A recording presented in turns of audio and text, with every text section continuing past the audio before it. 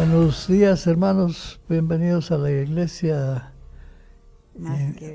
Más que Vencedores. Estamos contentos de estar con ustedes de nuevo, meditando en la palabra del Señor. Y en esta mañana vamos a estudiar especialmente el tema la adoración. Son 10 de lecciones de la adoración, así que ahora vamos a ver ya la adoración en el Antiguo Testamento a Jehová.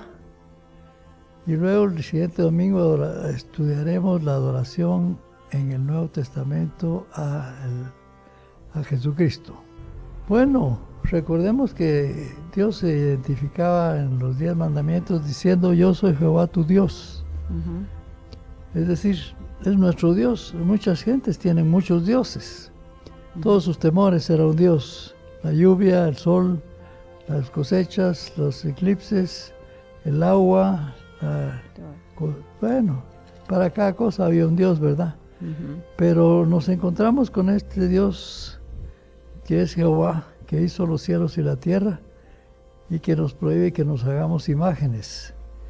Y es que espera que nosotros le adoremos porque Él nos hizo de la nada.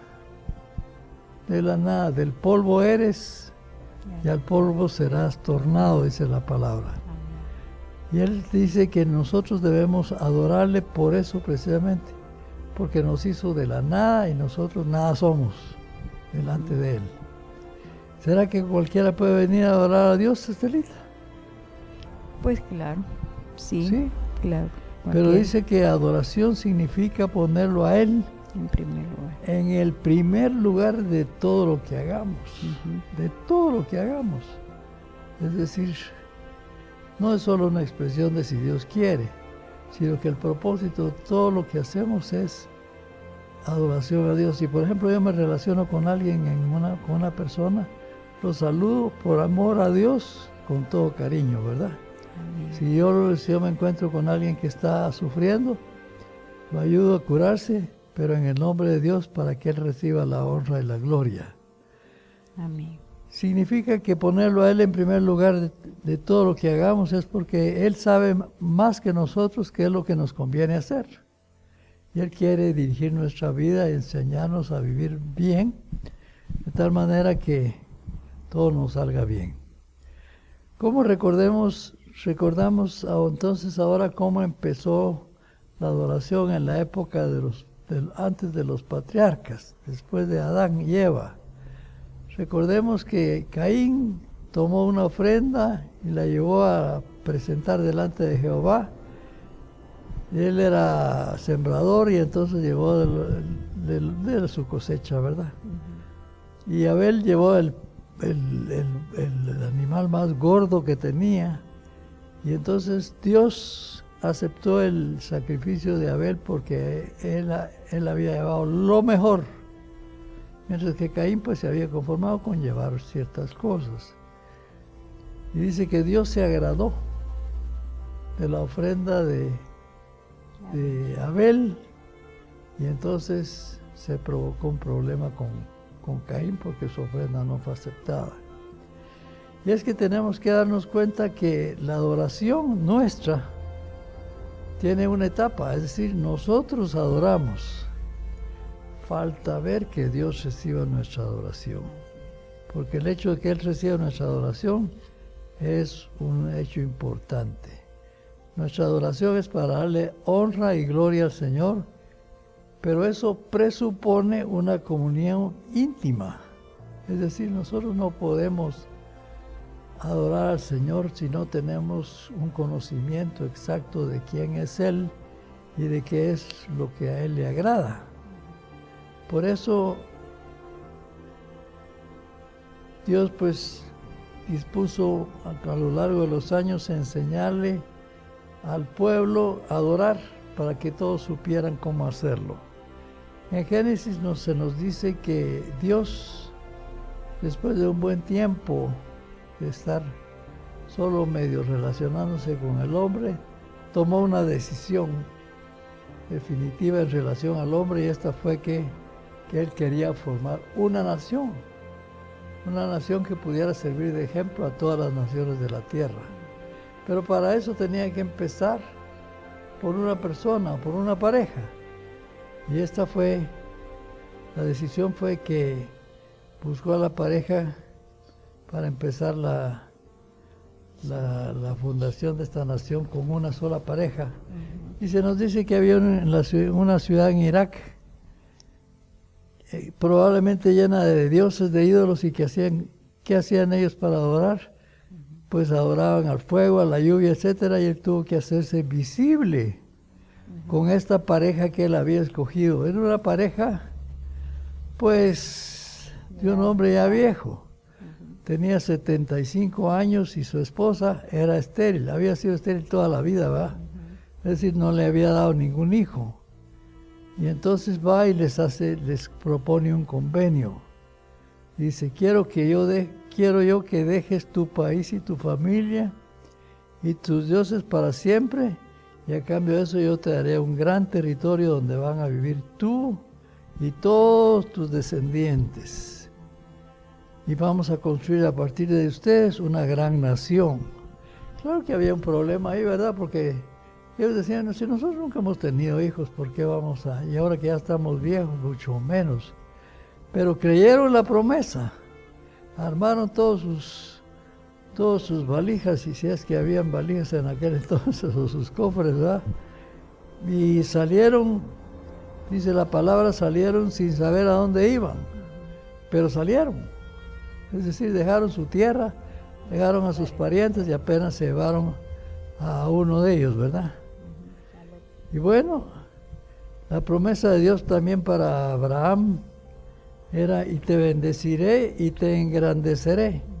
Bendeciré a los que te bendigan y maldeciré a los que te maldigan. Y así que Abraham, aquí lo encontramos llegando ya a territorio de Canaán, y Dios le comenzó a enseñar el territorio tan grande que era, y le enseñó los 4 puntos cardinales donde comenzaba y terminaba. Y bueno, y Abraham estaba muy contento porque veía que la bendición de Dios era una realidad. Y bueno, pero ese territorio de Canaán estaba ocupadísimo, era en desierto, pero habían ciudades en el desierto. Y en estas ciudades había reyes y ejércitos. Y entonces Dios le tuvo que decir a Abraham, esta tierra no te la voy a dar a ti, sino se la voy a dar a tu generación. Cuando pasen muchos personajes, muchas generaciones aquí, entonces van a venir aquí a conquistar a todos estos, pero ahorita no lo voy a hacer porque estos no se han corrompido. Los cananeos eran malos, pero no estaban lo suficientemente malos. Bueno, pero encontramos que Abraham, mientras tanto, ya se había enriquecido y gozaban de la bendición de Dios. Donde quiera que ellos iban, ahí estaba la bendición de Dios. Pero un día nació finalmente su hijo, el primero que Dios le dio y el único. Tenía ya 100 años, dice, ¿verdad? 100 años y nació, ¿quién es Elita? Isaac, ¿verdad? Isaac. Entonces ya con Isaac pues estaban felices porque nunca lo hubieran creído que ellos pudieran, ya viejitos, tener un hijo, pero Isaac pues creció y se casó con su prima que fue a traer a su lugar donde vivían, allá en Irak, y tuvieron un par de gemelos. Un par de gemelos que, bueno, de esos par de gemelos Dios escogió a Jacob. Y bueno, Jacob también se fue a buscar su prima por allá, a donde había nacido, y se casó con ella, y nacieron ahí dos, ¿verdad? Era Jacob, sí. Y entonces Jacob comienza a tener hijos, y se multiplica con 12 hijos que venden como esclavo a uno de ellos, José, que va a parar a Egipto. Pero la razón de Dios era que José iba a ir a preparar allá el territorio de Egipto para que ahí se desarrollara la mayor cantidad de la población de Israel. Y bueno, cuando llegan los hermanos a comprar trigo porque había hambre a Egipto, encuentran ahí que su hermano José se había vuelto el segundo más poderoso del reino. Y entonces cuando ellos les dicen que son sus hermanos, los recibe muy bien y los lleva a poner a las mejores tierras de Egipto, y ahí aquellos comienzan a multiplicarse, ¿verdad? Y sin embargo, bueno, sí, cada vez que aparecía la palabra adoración, significaba que había que obedecer al 100% y con todo nuestro corazón. Vamos a ver la adoración en la época de Moisés. En la época de Abraham, pues era obedecer. Es un poco diferente de cómo lo tenemos ahora estipulado. Leamos Éxodo 14:15, Estelita. Vamos a estudiar ahora la adoración en época de Moisés. 14:15 de Éxodo. Entonces ya buscamos en nuestras Biblias, hermanos, por favor, para ir llevando aquí toda la relación de esta lección. El 14 de Éxodo nos habla de los israelitas cuando cruzan el Mar Rojo. Y el versículo número 15 dice: Entonces Jehová dijo a Moisés: ¿Por qué clamas a mí? Di a los hijos de Israel que marchen. Eso es ya cuando están cruzando el Mar Rojo. Muy bien. Y entonces, ¿por qué Dios regaña a Moisés y le dice: ¿por qué estás clamándome, hombre? Si vos lo que tenés que hacer es decirle a la gente que pasen. Lo que pasaba era que aquel tenía miedo, ¿verdad? Y entonces se puso a clamarle a Dios porque iban huyendo ya, que ya los habían soltado los egipcios. Después de 430 años de esclavitud salieron de ahí casi 1,5 millones de gentes, fíjense ustedes. Sí. ¿Cuánta gente se desarrolló en 3 o 4 generaciones? O 5 generaciones tal vez, o 6 generaciones. Fueron casi 400 Pero años. entraron como 50 y salieron como 1 millón de gentes. Porque Dios los estaba aumentando para hacer de ellos una nación grande. ¿Qué hizo el pueblo en respuesta a los actos de Dios, Estelita? ¿Qué dice Éxodo 12, 1, 2? 12, 1, 2 de Éxodo. Vamos a ver qué dice Éxodo 12, 1 y 2. Éxodo 15. Éxodo 15, ¿verdad? Sí. Dice, este es un cántico de Moisés y de María, que es el que hacen ellos cuando pasan el Mar Rojo. Moisés y su hermana María. Y su hermana María. Sí. Entonces cantó Moisés y los hijos de Israel este cántico a Jehová y dijeron: Cantaré yo a Jehová porque se ha magnificado grandemente. Ha echado en el mar al caballo y al jinete. Jehová es mi fortaleza y mi cántico, y ha sido mi salvación. Este es mi Dios y lo alabaré, Dios de mi Padre y lo enalteceré. Muy bien. Vemos que la adoración surge en el caso de Moisés como respuesta a los grandes hechos de Dios. Cuando vieron cómo él había cerrado el mar en el ejército de los egipcios que los perseguía, entonces ellos dicen: eres nuestro Salvador, y surge la adoración primera en tiempos de Moisés. Así es. Nuestra adoración es una respuesta a la salvación. Fíjese bien usted, hermanito, porque necesita aprender eso. La adoración suya a Dios va a venir después de que usted se sienta salvo. Pero para ser salvo necesita aceptar a Cristo como su Salvador. Pero la adoración vamos a estudiar más tarde en qué consiste. Nosotros también. Bien. Ahora nosotros pues fuimos liberados de la muerte. Amén. Fuimos liberados de la muerte, ¿por quién? ¿Por quién fuimos liberados de la muerte eterna, Telita? Por el Señor Jesús. Por el Señor Jesucristo, sí. Así que aquellos fueron salvados por Jehová de la muerte que les iba a dar el faraón. Así es. Pero nosotros, ya poniéndonos a nosotros, porque En el nosotros Nuevo también Testamento. debemos de ser adoradores, es porque fuimos liberados de la muerte eterna a través del sacrificio de nuestro Señor Jesucristo, en la ¿verdad? cruz. Ajá. Pero la oración de Moisés nos demuestra que tenía una relación personal con Él, porque cuando vio su salvación, no pudo hacerse atrás, sino que comenzó a cantar y María a bailar, ¿verdad? Sí, a danzar. ¿Qué dice Éxodo 20 del 1 al 17? Del 1 al 20, Al 17 son todos los 10 mandamientos, ¿verdad? los 10 Ya en mandamientos. Éxodo 20 es cuando el Señor le da los Entonces, 10 sí. mandamientos. Entonces, mire pues, después de que pasaron el mar, Ujú, que Dios los salvó, ujú. entonces ya el pueblo estaba preparado para Empezar a conocer a su Dios. Y Moisés los llevó al monte Sinaí, Ujú. y ahí Dios les dijo, mira, diles que rodeen este cerro del Sinaí, Monte. y que nadie vaya a pasar porque yo voy a hablar contigo personalmente, Ujú, personalmente. ujú. Y no quiero que ninguno de ellos trate de verme ni de oírme, no de verme, aunque sí todos lo oyeron, ¿va? Ujú. Pero yo quiero que ellos te mantengan siempre el respeto hacia ti. Y el respeto también al Señor, ¿verdad? En primer lugar. Fueron Ujú. liberados de la muerte de Faraón, pero Jesucristo es nuestro libertador, el de nuestros, Amén. nosotros somos judíos. Amén. Bien, leamos un poco los 10 mandamientos, Stella. Bueno, vamos a leer los 10 mandamientos que están en Éxodo 20, ¿verdad? Y Deuteronomio 5 también los tiene, pero vamos a leer lo que dice en Éxodo 20.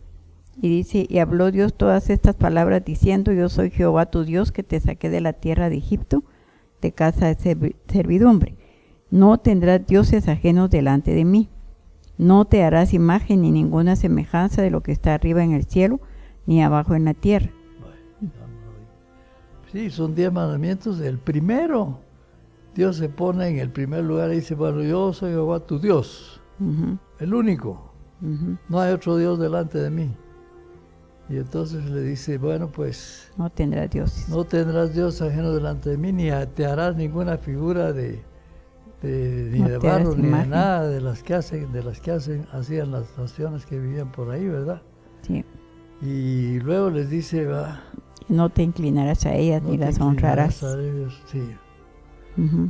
Bueno, y esa les estaba exigiendo en primer lugar reverencia, es decir, obediencia. Ujú, Obediencia porque no quería que ninguno subiera allá arriba. ujú. Y segundo les estaba diciendo, bueno, ustedes solo me van a adorar allá, pero ustedes están en un lado y yo estoy en este cerro. La verdadera relación con Dios debe ocupar el primer lugar en todo. El resumen de los 10 mandamientos, fíjense bien, es primero adorar a Dios con todo nuestra Corazón. inteligencia, nuestro entendimiento, nuestros sentimientos, nuestra mente, todo lo que somos, en primer lugar. Y en segundo lugar, el segundo mandamiento, que resume todo lo que dicen los otros mandamientos, es amarás a tu prójimo como a ti mismo. Ujú. Los 10 mandamientos se resumen en esas dos cosas. Amarás a Dios con todo tu pensamiento, con todo tu entendimiento, con todos sus sentimientos y a tu prójimo como a ti mismo. Si estamos cumpliendo eso, estamos cumpliendo con los 10 mandamientos. Ujú. Pero fíjense ustedes que el Señor también quería que hubiera algo. Él dispuso ordenar que le hicieran un tabernáculo. ¿Qué es un tabernáculo, Estelita? Pues un templo, solo que está así, digamos, no hecho como los de ahora, ¿verdad? Sí, porque Sino era en el un lugar, desierto. era en el Y al desierto. aire libre, ¿verdad? Ujú. En ese tabernáculo, y dijo el Señor, ya hacen un lugarcito ahí para que yo viva en medio de ustedes. Ujú. Ese es un gran privilegio Sí. que el hombre tiene, que Dios quiere vivir en medio de nosotros. ¿Será que Dios está aquí, Telita? Amén, porque Él dice que Él está donde 2 o 3 se reúnen. ¿Será que en estará todas Dios partes. ahí donde nos están mirando también Amén. los hermanos? Amén. Sí, En sí, todas porque partes. Él quiere vivir con nosotros. Amén. Es un asunto que nosotros tenemos que recalcar. Dios quiere vivir con nosotros, y no solo con nosotros, sino que en nosotros. Sobre todo. En nosotros. Ujú. Y bueno, había otra cosa que además del tabernáculo, era el día del reposo. El Ujú. día del reposo era el día séptimo, no, sí, el Sí, séptimo, el séptimo día. séptimo Ujú. día. Ujú. Y ese día Dios lo destinó específicamente con el pueblo de Israel para que lo adoraran a Él, y les dijo, nadie va a hacer ninguna cosa, nada más que buscar a Dios y adorarle, porque esa es otra de nuestras señales de mi pacto. Ujú. Así que en resumidas cuentas, en el tiempo de Moisés se hacía adoración al Dios eterno por lo que Él nos había hecho. En segundo lugar, nos dio sus leyes de cómo Él creía que debíamos de hacer. Ujú. En tercer lugar, pidió un tabernáculo para vivir en medio del pueblo, como ahora. Ujú. Y en último lugar, el día del reposo. Ujú. Dijo, tantos días trabajarás y el séptimo día es para adoración al Señor. Día de Nosotros descanso, ahora de celebramos el octavo día, ¿o no? reposo. Séptimo día. El día domingo, Ujú. pero en recuerdo de que Jesucristo resucitó ahí. Amén. Y es por eso es que los cristianos celebramos la resurrección del Señor. Amén. Muy bien, vamos a ver qué más dice la palabra. Y luego siguieron caminando por el desierto, porque Dios los llevaba hacia Canaán, donde ellos tenían que conquistar la tierra. Ujú. Y Dios dice que santificó el día sábado para los judíos y el domingo para los cristianos. Y los cristianos debemos dedicar el tiempo para el Señor el día domingo, nada de andar buscando cómo nos vamos a la playa o a dónde más que van, Estelita. O se quedan en su casa. Eso lo encontramos en Éxodo 25:8, léelo. El 25:8 nos habla del tabernáculo y el 31:12 dice, habló además Jehová a Moisés diciendo, tú hablarás a los hijos de Israel diciendo, en verdad vosotros guardaréis mi día de reposo, porque es señal entre mí, porque es señal entre mí y vosotros por vuestras generaciones, para que sepáis que yo soy Jehová que os santifico. Bueno, eso quiere decir que el tabernáculo señalaba el lugar de la adoración. Ujú. Y el 25. Es decir, en el tiempo del Antiguo Ujú. Testamento había lugares específicos para adoración. Ujú. Casi siempre era un tabernáculo. Sí, el 25:8 habla del tabernáculo, y harán un santuario para mí y habitaré en medio de ellos. Qué bien, ¿verdad? Ujú. Ahora vamos a ver la adoración en el tiempo de los reyes y de los jueces. Amén. Para eso tenemos que recordar que terminó el tiempo en que Moisés ya estaba viejito, y entonces tuvo que entregarle el mando a Josué. Y Josué fue el que comenzó la conquista de todos los reinos que estaban allá en Canaán. Ujú. Y entonces, pues, cuando se asentaron y comenzaron todos a hacer sus casas, y que ya no iban a salir de ahí, que iban a sembrar sus siembras y que iban a estar contentos, entonces ellos tenían una relación íntima con Dios, Ujú. porque Él les estaba entregando todo lo que les había prometido. Ujú. Pero la gente estaba contenta, pero comenzó a pasar el tiempo y comenzaron a nacer los hijos y los hijos de los hijos, y resultó que ya se comenzaron a portar mal, ya la ley de Dios ya no mucho les parecía, y entonces vinieron o aparecieron el gobierno de los jueces que comenzaron a mandar. Eran nombrados por Dios, pero después de los jueces los quitaron porque creyeron que ellos eran los culpables de que no hubiera mucha adoración a Dios. y entonces entregaron el poder a los reyes. Pero la adoración se volvió, dice, una adoración mezclada entre Jehová y los ídolos. Hasta el arca les quitaron, el arca donde estaba el pacto. Perdieron y Samuel entró al rescate e Israel reconoció su pecado. Y entonces vinieron reyes. Y ¿cuál fue el primer rey? Saúl. ¿Y cuál fue el segundo? El rey David. Y el rey David dice la palabra que era conforme al corazón de Dios.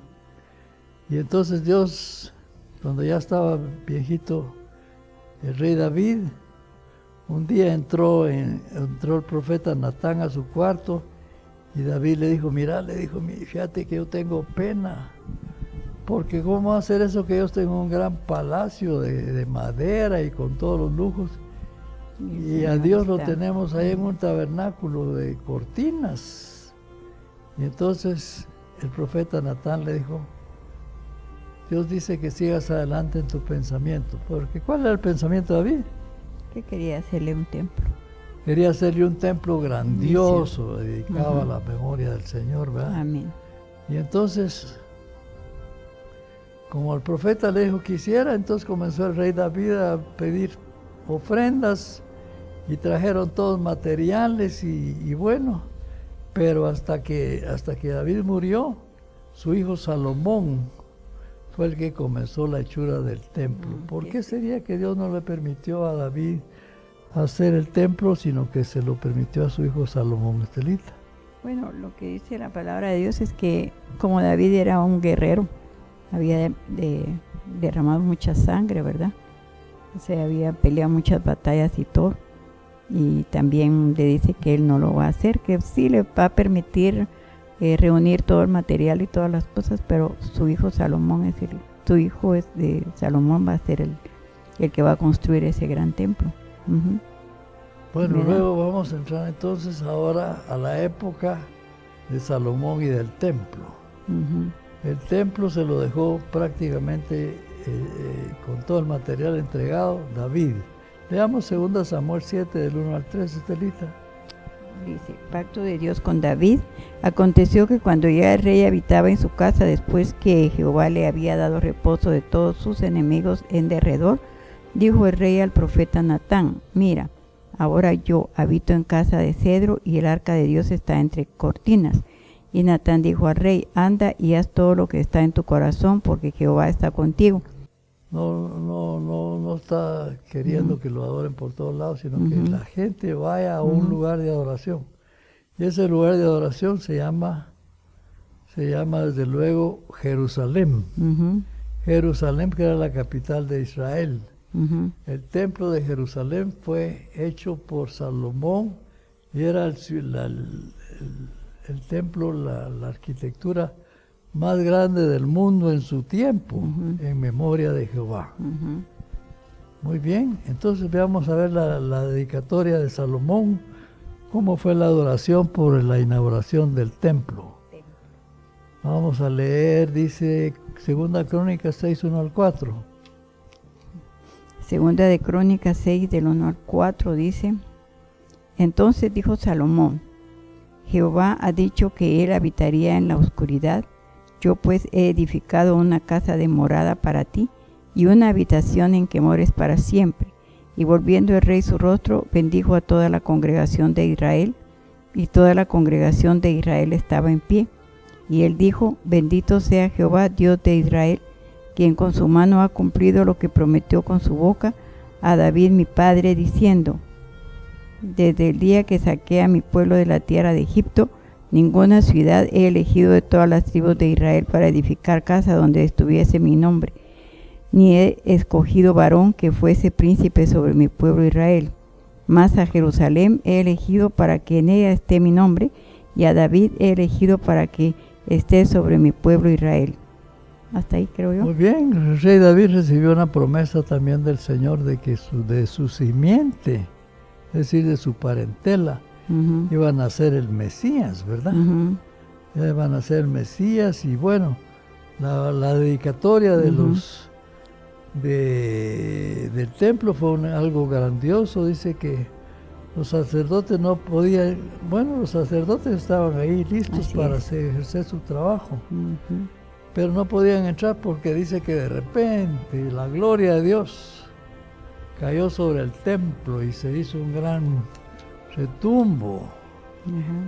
Y entonces todo el pueblo llenó la casa y el pueblo se postró delante de Dios diciendo: para siempre es su misericordia. Y dice que vinieron los judíos y cuando vieron la gloria de Dios se tiraron al suelo y estaban hincados y había una alegría general. Sí. Todos cantando, todos hablando a Dios y decían en su cántico: adorad a Dios porque Él es bueno y porque es benigno. Amén. Ahora la pregunta que debemos de hacernos es nosotros, ¿cómo debemos adorar a Dios? Leamos, no sé si es... Voy a leer el 7, que tiene todo este momento especial, donde dice: cuando Salomón acabó de orar, descendió fuego de los cielos y consumió el holocausto y las víctimas, y la gloria de Jehová llenó la casa, y no podían entrar los sacerdotes en la casa de Jehová, porque la gloria de Jehová había llenado la casa de Jehová. Eso es lo que dice en el momento de la dedicación, ¿verdad? Y en el Salmo 135, del 19 al 21, tenemos también una parte que nos habla acerca de esto. El 135, del 19 al 21, dice: casa de Israel, bendecida a Jehová; casa de Aarón, bendecida a Jehová; casa de Leví, bendecida a Jehová; y los que teméis a Jehová, bendecida a Jehová. Y desde Sión sea bendecido Jehová, quien mora en Jerusalén. Aleluya. Muy bien, así que en resumidas cuentas, la adoración en tiempos de los reyes, después de unos reyes malos, pues encontramos a Salomón levantando el templo de Jerusalén, que era una manera de glorificar a Dios. Y este templo pues estuvo en pie hasta que Jesucristo vino a la tierra, y la gloria, pero en la inauguración la gloria de Jehová descendió sobre el templo y toda la gente tuvo que inclinar todas sus rodillas y alabar el nombre del Señor. Porque Dios le había prometido que iba a estar allí, ¿verdad?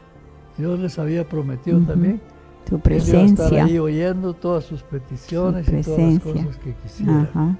Así que hasta ahí nuestra lección de cómo se adoraba a Jehová en la época de Salomón, en la época del rey David. Porque después vinieron los profetas, y los profetas ellos eran más estrictos, y entonces pues amonestaban al pueblo cada vez que comenzaban a agarrar mal camino.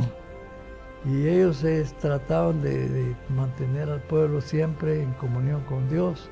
No siempre lo lograron, pero así llegaron hasta cuando se llegó la época del Nuevo Testamento, o sea, la época como vamos a estudiar el próximo domingo, ¿verdad? La adoración como era en el tiempo del Nuevo Testamento. Amén.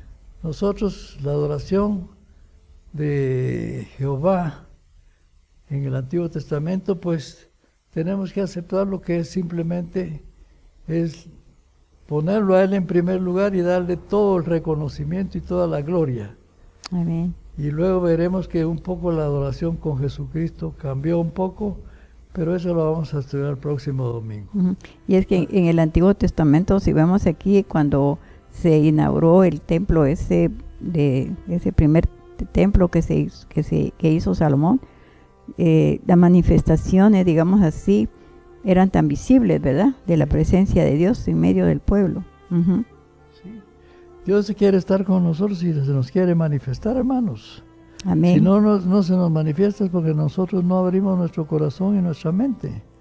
Tenemos que aprender a darle el primer lugar a Dios, para que Él pueda también darnos nuestro lugar a nosotros como hijos del Señor. Dios los bendiga, hermanos, y vamos a terminar orando. Oremos, hermanos, para terminar este tiempo de estudio de la palabra de Dios. Inclinen sus rostros, por favor, y terminamos orando al Señor.